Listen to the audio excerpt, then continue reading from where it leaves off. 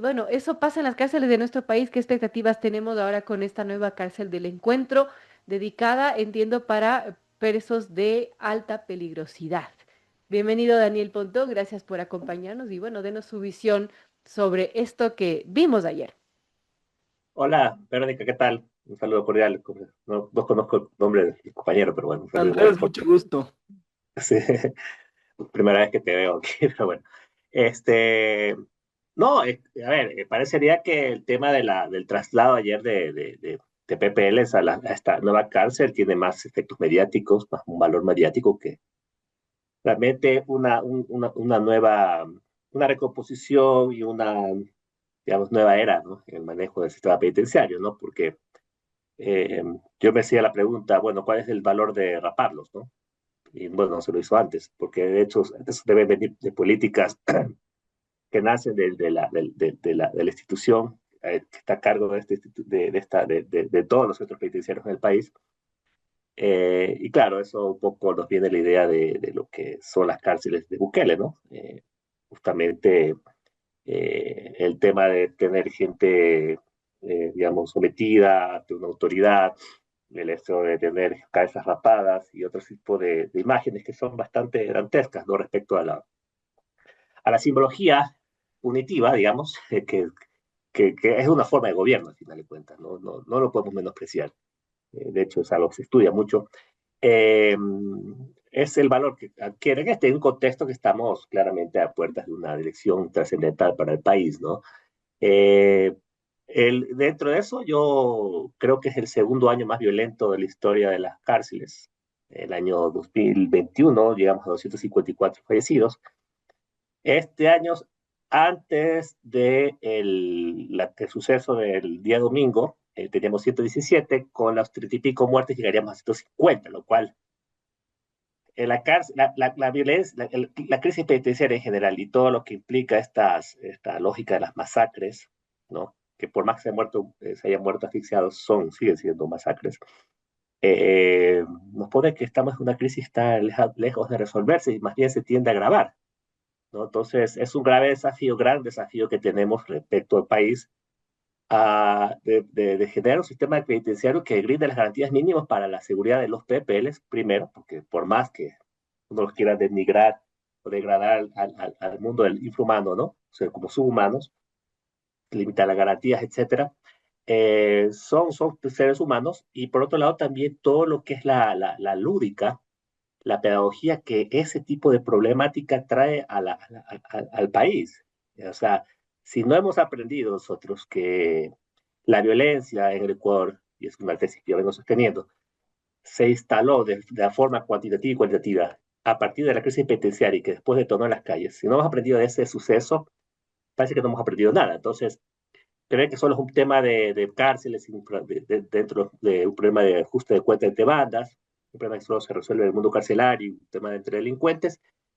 Me parece que es un tema que ya de por sí se cae de lleno, ¿no? Y ayer justamente ha habido una declaración del ministro Reinberg diciendo que el SNAI ha fracasado. Bueno, lo he venido repitiendo reiteradas veces que el SNAI como institución ha fracasado profundamente en sus labores y sus misiones institucionales y que esto implicará que el gobierno profundice una transformación institucional, etcétera, etcétera, que yo creo que estamos bastante retrasados respecto a esas misiones, ¿no? O sea, sí, ya sé que el Estado ahorita actualmente ya es responsabilidad del Ministerio del Interior, pero eh, yo creo que la reforma que se requiere para el tema del manejo penitenciario es urgente. Toda vez que la nueva cárcel encuentro que es una cárcel de máxima seguridad, que no es una mega cárcel, no es una mega cárcel, una cárcel para más o menos 1.000 personas, lo cual es bastante moderada respecto al tipo de numérico, pero sí en materia supuestamente en materia de seguridad extremas, va a requerir implementar un sistema y no solo tiene que ver con la infraestructura. Hemos visto a lo largo de toda esta crisis penitenciaria infraestructuras que colapsan, tecnología que no funciona. Es decir, ¿qué me garantiza a mí que en esta nueva cárcel eso va a cambiar? Y peor aún cuando lo que está detrás y la medida que se tomó ahorita es una medida que tiene cortes políticos, que yo no sé si sea apresurada, ojo, habría que preguntar si es que de pronto esas cárceles ahorita brindan las condiciones para una correcta habitabilidad de esas cárceles y que brinde las garantías de seguridad necesarias para que el país requiere, ¿no? Claro, todavía no hay mucha información, pero esto se da y obviamente es un golpe mediático, ¿no? Como lo apunta Daniel Pontón y estamos a las puertas de unas elecciones y se podía tener esa lectura. Ahora, ¿cómo evitar, por ejemplo, que esta nueva cárcel no se convierta como las otras cárceles que tiene el país, en donde lo que se da son básicamente disputas territoriales de las bandas? La última masacre carcelaria en la prisión de Machala, pues decía el ministro Reinberg que ocurrió porque se dio un motín entre los reos y claro, es por una disputa territorial entre las bandas de los Lobos y los Sao Box. Y por eso, claro, decían incendiaron colchones y sucedió esta asfixia que no se entendía muy bien el comunicado que sacó el SNAI. De todas maneras, ¿qué podría evitar que no se traslade con una nueva prisión los mismos problemas y las mismas disputas territoriales y el mismo control que tienen las bandas ahora en estas cárceles a esta nueva cárcel del encuentro? La solución es construir más cárceles o cómo tomar el control de las prisiones de nuestro país. Esa es la pregunta que uno se hace, ¿no? Eh, a ver, todo lo que es construcción de las cárceles, que de hecho son decisiones de política que uno las debe, uno puede criticar, pero al final uno tiene que acatar en función de que son las autoridades las que toman y ellos sabrán cuáles son los justificativos que generaron, se dieron para que eso se dé. Eh, Uno podría decir, sí, es necesario. Partamos del hecho que son necesarias, ampliar la infraestructura penitenciaria, pero claro, uno se da cuenta que eso no es lo que requiere solamente un país para controlar sus cárceles, es una serie de medidas, ¿no? Que empieza con una política penitenciaria y que se debe derivar en una especie de planificación que debe ajustarse a cumplir protocolos que están establecidos. No hay que meterse en agua tibia, ¿no? Alrededor de esta crisis penitenciaria se ha revelado ha habido una serie de discusiones respecto a eso, ¿no?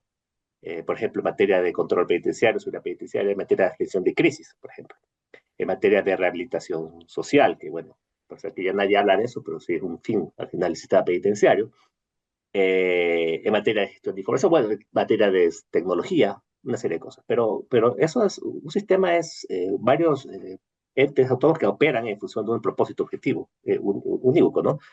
Y ahí justamente el fin de la penitencia, el sistema penitenciario tiene varios fines.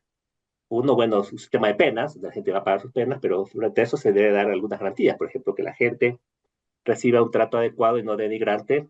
Y bueno, hay toda la discusión sobre la peligrosidad, si la gente es más peligrosa, todo el debate se está dando ahorita en función de la nueva constitución, debe tener un régimen de excepción dentro de lo que es la excepción de la excepcionalidad de las cárceles, ¿no? Por ejemplo, no tener visitas, no tener comunicación. Yo pensaría que eso habría que verlo con cuidado, porque eso también podría derivar en otro tipo de lógicas, ¿no? Claro. Pero digamos, una cárcel se maneja en función de perfiles de riesgos, ¿no? Y con unas lógicas de administración muy diferentes a las cuales se ha venido administrando tradicionalmente está penitenciaria, ¿sí? Me parece que ese es el tema. Entonces, ¿cómo hacer eso? Me parece que es el punto que yo creo que es la tarea que no se ha cumplido, ¿no? O sea, hemos visto que Lazo lo que hizo fue incrementar el número de guardias de PPL, ahorita dicen ya no sirve, pues están coludidos. Mañana creamos una nueva infraestructura, pasado mañana esa infraestructura posiblemente genere una nueva reconfiguración de la dinámica criminal alrededor del problema de esta cárcel del encuentro. Porque claro, al final de cuentas, si usted se pone a ver, estamos hablando de casi de capacidad de 1.000 personas dentro de los 35.000, lo cual Ujú. es marginal completamente. Claro. El problema está instalado en el sistema en general y hay cárceles que albergan 5.000, 6.000, 7.000 personas, ¿no? Y las bandas justamente se alimentan de ese gran número de personas y que al final es un centro natural de reclutamiento en las cárceles del crimen organizado en general, ¿no? Entonces, ahí la pregunta que uno quiere hacer es, ¿esta cárcel se va a adaptar o va a tener un nuevo momento de penitenciario? Simplemente lo que vamos a ver es una mutación de la dinámica criminal o estableciendo nuevas cárceles con el aislamiento que por lo general alrededor siempre en las nuevas cárceles, y es así un poco lo que hemos vivido en los últimos 10 años, es donde se han dado los eventos más conflictivos, pues Así es. porque son como nuevos espacios que en esta conquista y en esta nueva adaptación, la disputa de esos espacios donde se dan cruentas disputas violentas entre los presos, ¿no? Entre los PPLs, ¿no? Entonces, yo creo que genera más que soluciones, uno de lo que ahorita tenemos son bastantes interrogantes, que creo que el gobierno, por un efecto de, ojalá pase esta rápido esta campaña, debe dar respuestas aceptadas, porque el hecho es contundente, ¿no? Empecemos por ahí. Yo creo que el año pasado todo el mundo aplaudimos el hecho de que ya no habían habido masacres como como habíamos tenido en otros años, se hubiera obtenido un sistema de control, digamos, medianamente adecuado con la militarización de las cárceles, pero vemos que la dinámica empieza otra vez a ascender, ¿no? Yo le puse la cifra, ¿no? Tengo entendido que son más de 150 personas fallecidas este año. Es inadmisible, claro, y son personas que están en manos del Estado, a cargo del Estado ecuatoriano. Daniel, antes de pasar la palabra a mi compañero, ahora que estamos abocados en este debate de tener una nueva constitución o no, ¿usted cree que esa es una de las trabas, nuestra constitución actual, que para criterio de muchos quizás es muy garantista, que garantiza incluso más los derechos de los presos que de los otros ciudadanos? ¿Cómo lo ve usted? Y si es que se daría el escenario, ¿cree que debería cambiar algo en la constitución actual o qué poner en la nueva si es que la gente quiere una nueva constitución para resolver este problema de las cárceles, de la inseguridad? A ver, lo que pasa es que siempre es necesario reformas, ¿ya? Siempre es necesario reformas. O sea, no, y yo siempre parto que la situación de inseguridad actual no es la misma hace 10, 15 años. La peligrosidad de las bandas, las formas de cómo operan, eh, la dinámica del crimen, y y en sí cambia un poco la naturaleza en sí del régimen del sistema penitenciario. ¿Sí? O sea, partamos del hecho de que hay criminales que sabemos que nunca se van a rehabilitar. Por Claro, lo tanto, lo que quepa ahí, más allá de las normas constitucionales, es una lógica más de neutralización e incapacitación permanente de personas que sabemos que fuera del sistema penitenciario generan horrores. El problema es que lo hacen, aquí viene la paradoja, ¿no? La solución que nosotros damos frente al tema del crimen es la mano dura, la parte punitiva, pero la parte punitiva es lo que alimenta la dinámica criminal. Entonces estamos en un elemento bastante paradojal. ¿Cómo evitar que ese círculo y esa paradoja siga dándose, ¿no? Ese círculo, digamos, degenerativo de la política de seguridad en general se siga dando? Bueno, manteniendo un sistema penitenciario que responde a las expectativas del sistema de seguridad de un país. ¿De acuerdo? Y me parece que ese es el punto inicial que debemos partir, ¿no? ¿Cómo lograrlo? Eh, Personalmente creo que ahí el tema constitucional que usted preguntó podría ser tener algunos elementos que posiblemente podamos. La pregunta es si se necesita una constituyente para ello. claro. Sí, ese es el gran tema. Ahora, si el Ecuador entra en la constituyente y se tiene que discutir a profundidad esos temas, bienvenido sea, bienvenido sea. Sí, yo creo que hemos vivido varios años ya de reformas penales y reformas a la Constitución, que me sorprende que este sistema no se haya puesto sobre la mesa cuando se debió discutir. Por ejemplo, el año pasado se discutieron reformas penales, eh, se discutieron reformas constitucionales igual, y este tema nunca se lo puso. Entonces me parecería que estamos siempre en el juego de, digamos, de la improvisación. Y ojalá que si se instala un ambiente constituyente de un país, yo le digo ambiente porque tenemos en una lógica de constituyente, ¿no? Previa, donde se debe debatir muchas cosas, lo que menos debe haber es improvisación, lo que debe haber ya son certezas de soluciones importantes desde el ámbito constitucional al problema penitenciario en general. Eh, y claro, ahora, eh, pero si no pasara eso, porque también hay que jugar al escenario si no pasa la constituyente, ¿qué vamos a hacer? O sea, estaríamos nosotros como, es lo que un poco nos quieren hacer ver, ¿no?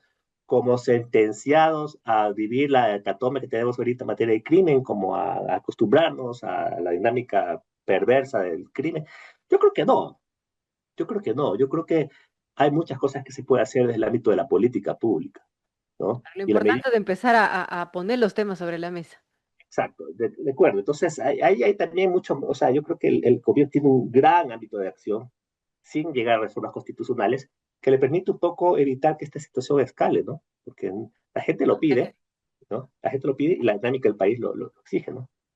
Así es, y bueno, de hecho la inseguridad y esta situación de criminalidad es una de las principales preocupaciones de los ciudadanos. Estamos con Daniel Pontón, docente de la Escuela de Seguridad y Defensa del IAE, son las 7:40. Doctor, un gusto saludarlo. Gracias por acompañarnos. Para ir aterrizando un poco de lo que estamos sacando de su diálogo, se necesita no solo infraestructura, sino también cambios normativos, estándares, procedimientos que ya están validados, digamos, en otros sitios, tecnología. Sin embargo, una nueva cárcel para ayudar o ir hacia la dirección de prevenir el hacinamiento que se viven en las cárceles aislar a los presos más peligrosos que pueden ser quienes dominan cada uno de los pabellones de las otras cárceles, una cárcel nueva, ¿no es cierto?, que no esté dañada por el sistema aún.